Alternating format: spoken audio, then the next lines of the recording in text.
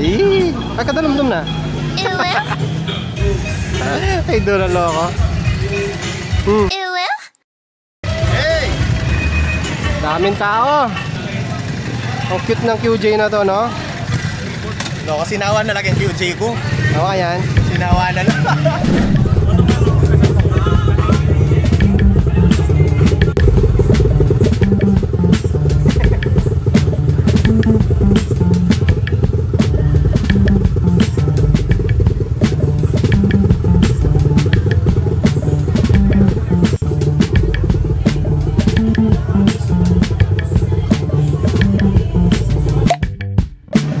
Nagkaka-issue kanina, so kinausap ko lang.